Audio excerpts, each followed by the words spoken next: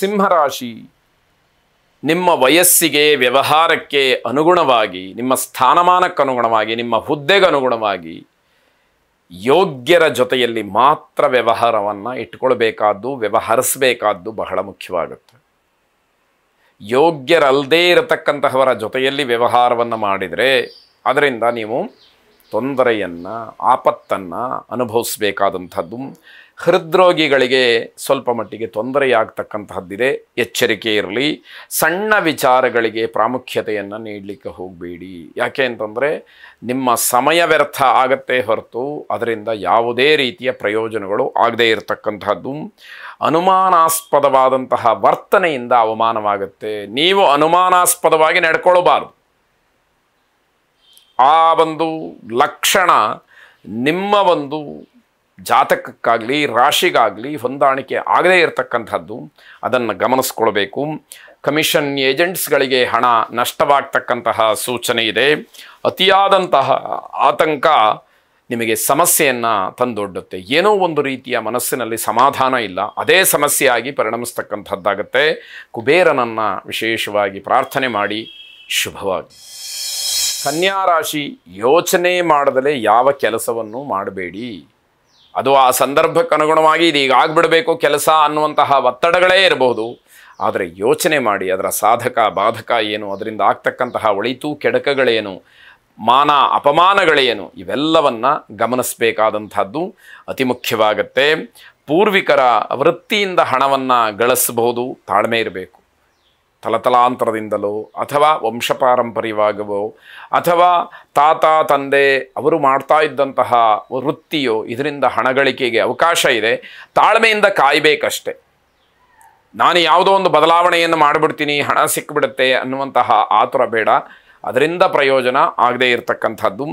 ದೊಡ್ಡ ಸಮಸ್ಯೆಗಳು ಯಾವುದೂ ಕೂಡ ನಿಮಗೆ ಕಾಣೋದಿಲ್ಲ, ಕಾಡೋದೂ ಇಲ್ಲ. ಆದರೆ ಸ್ವಯಂಕೃತವಾಗಿ ಏನೂ ತಪ್ಪನ್ನು ಮಾಡಿಕೊಳ್ಬೇಡಿ ಅನ್ನುವಂಥದ್ದು. ನಿಮ್ಮ ವೃತ್ತಿಯಲ್ಲಿ ಕಷ್ಟದ ವಾತಾವರಣ ಇದ್ದರೂ ಕೂಡ ಆದಾಯ ನಿಮ್ಮದಾಗತ್ತೆ. ಅಂದರೆ ಕಷ್ಟಪಡಬೇಕು, ಆದರೆ ನಿಮಗೆ ಅದಕ್ಕೆ ತಕ್ಕ ಪ್ರತಿಫಲ ಸಿಕ್ಕುವಂಥದ್ದಾಗತ್ತೆ. ಮನೆಯಲ್ಲಿ ಧಾರ್ಮಿಕ ಕರ್ಮಾಚರಣೆಯ ಚಿಂತನೆಯನ್ನು ನಡೆಸ್ತೀರಿ. ಯಾವುದೋ ಪೂಜೆ ಪುನಸ್ಕಾರ, ಭಗವಂತನ ಸೇವೆ ಇತ್ಯಾದಿಗಳ ಬಗ್ಗೆ. ಹೊಸ ಪರಿಚಯದವರಿಂದ ಮೋಸ ಹೋಗ್ತೀರಿ. ಯಾವುದೋ ಕೆಲಸಕ್ಕೆ ಯಾವುದೋ ವ್ಯಕ್ತಿ ಬೇಕಾಗತ್ತೆ, ಹೊಸ ಪರಿಚಯ ಅವರನ್ನು ನಂಬಿ ಹಣವನ್ನು ಕೊಡುವಂಥದ್ದು, ಮಾತಾಡುವಂಥದ್ದು, ಅದರಿಂದ ಮೋಸ ಹೋಗ್ತಕ್ಕಂಥದ್ದಾಗತ್ತೆ. ಶ್ರೀಕೃಷ್ಣನನ್ನು ಪ್ರಾರ್ಥನೆ ಮಾಡಿ. ಶುಭವಾಗಿ. ತುಲಾರಾಶಿ, ನಿವೃತ್ತಿಯನ್ನು ಹೊಂದಿರತಕ್ಕಂತಹ ನೌಕರರಿಗೆ ಶುಭ ಇಲ್ಲ. ಮನಸ್ಸಿಗೆ ತಾಳ್ಮೆ ಇಲ್ಲ. ಜಾಗ ಬದಲಾವಣೆಯೋ ಅಥವಾ ನಿಷ್ಠುರದ ಮಾತುಗಳು ಇವೆಲ್ಲವನ್ನು ನೋಡಬೇಕಾದಂಥದ್ದು, ಕೇಳಬೇಕಾದಂಥದ್ದು ಈ ದಿವಸ ಆಗತ್ತೆ ಅಂತ ಅರ್ಥ. ಹಣದ ವಿಚಾರದಲ್ಲಿ ಗೊಂದಲ ಮಾಡ್ಕೊಳ್ತೀರಿ. ಲೆಕ್ಕಾಚಾರ ಸರಿಯಾಗಿರೋದಿಲ್ಲ. ರಾಮನ ಲೆಕ್ಕ, ಕೃಷ್ಣನ ಲೆಕ್ಕ ಇವೆಲ್ಲವೂ ಕೂಡ ಗೋಜಲಿಗೆ ಕಾರಣ ಆಗ್ತಕ್ಕಂಥದ್ದಾಗತ್ತೆ. ಮನಸ್ಸಿನಿಂದ ಯಾವುದೇ ಕೆಲಸವನ್ನು ಮಾಡಿ ಅದು ಶುಭವಾಗುತ್ತೆ. ಅಂದರೆ ನೀವು ಯಾವ ಕೆಲಸಕ್ಕೆ ಮುಂದಾದರೂ ಕೂಡ ಮನಃಪೂರ್ವಕವಾಗಿ ಅದನ್ನು ಮಾಡಿ ಮುಗಿಸಬೇಕು ಅನ್ನುವಂಥದ್ದು ಮುಖ್ಯವಾಗುತ್ತೆ. ಹೊಸ ಜನರ ಸಂಪರ್ಕ ನಿಮಗೆ ಸಿಕ್ಕುವಂಥದ್ದಿದೆ. ಗಂಡ ಹೆಂಡತಿಯರ ಮಧ್ಯದಲ್ಲಿ ಪರಸ್ಪರ ಏನೋ ಅನುಮಾನ, ದುಃಖ, ನೋವು, ಬೇಸರ ಇವೆಲ್ಲ ಕಾಡುವಂಥದ್ದು ಹೆಚ್ಚಾಗಿ ಕಾಣುತ್ತೆ. ಹಿರಿಯರ ಸ್ನೇಹಿತರ ಸಲಹೆ ನಿಮ್ಮ ಆತ್ಮವಿಶ್ವಾಸವನ್ನು ಹೆಚ್ಚು ಮಾಡುತ್ತೆ. ಅವರ ಮಾತು ನಿಮಗೆ ಏನೋ ಒಂದು ರೀತಿಯಲ್ಲಿ ಔಷಧವಾಗಿ ಕೆಲಸವನ್ನು ಮಾಡುತ್ತೆ. ಶಿವಾರಾಧನೆಯನ್ನು, ಶಿವಪ್ರಾರ್ಥನೆಯನ್ನು ವಿಶೇಷವಾಗಿ ಮಾಡಿ. ಶುಭವಾಗಿ. ವೃಶ್ಚಿಕ ರಾಶಿ, ಆರೋಗ್ಯದ ವಿಚಾರದಲ್ಲಿ ಹಲವಾರು ದಿವಸದಿಂದ ಬಳಲ್ತಾ ಇರ್ತಕ್ಕಂಥವ್ರಿಗೆ, ಸಮಸ್ಯೆಯನ್ನು ಹೊಂದಿರತಕ್ಕಂಥವ್ರಿಗೆ ಸ್ವಲ್ಪ ತೊಂದರೆಯಾಗ್ತಕ್ಕಂತಹ ಸಾಧ್ಯತೆ ಕಾಣ್ತಾ ಇದೆ.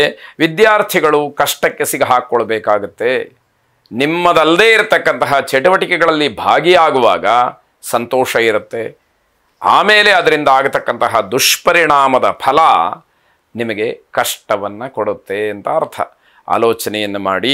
ಸ್ನೇಹಿತರು ಮಾಡಿದಂತಹ ತಪ್ಪಿಗೆ ನೀವು ದಂಡ ಕಟ್ಟಬೇಕಾಗತ್ತೆ. ಇಲ್ಲ, ನಿಮಗೆ ಅವಮಾನವಾಗುತ್ತೆ. ಯಾಕೆ ಅಂತಂದರೆ ಅವರ ಜೊತೆಯಲ್ಲಿ ನಿಮ್ಮನ್ನು ನೀವು ಗುರುತಿಸ್ಕೊಂಡಿರ್ತೀರಿ. ಅದು ಕಷ್ಟಕ್ಕೆ ಕಾರಣ. ಸಮಸ್ಯೆಗಳನ್ನು ಆದಷ್ಟು ಬೇಗ ಬಗೆಹರಿಸ್ಕೊಳ್ತಕ್ಕಂಥದ್ದು ಒಳ್ಳೆಯದು. ನಿಧಾನ ಮಾಡಿದಷ್ಟು ನಿಮಗೆ ತೊಂದರೆಗಳು ಹೆಚ್ಚಾಗತ್ತೆ. ಸಮಯೋಚಿತವಾಗಿ ಮಾತನಾಡಬೇಕು. ಯಾವ ಕ್ಷಣದಲ್ಲಿ ಹೇಗೆ ಮಾತಾಡಬೇಕೋ ಆ ಒಂದು ತಿಳುವಳಿಕೆ ನಿಮಗಿರಬೇಕು. ಅದರಂತೆ ನಡ್ಕೊಳ್ಬೇಕು ಅನ್ನುವಂಥದ್ದು. ಹಣಕಾಸಿನ ವಿಚಾರದಲ್ಲಿ ಎಚ್ಚರ ತಪ್ಪಿಯೂ ಕೂಡ ವ್ಯತ್ಯಾಸವನ್ನು ಮಾಡಿಕೊಳ್ಳಬೇಡಿ.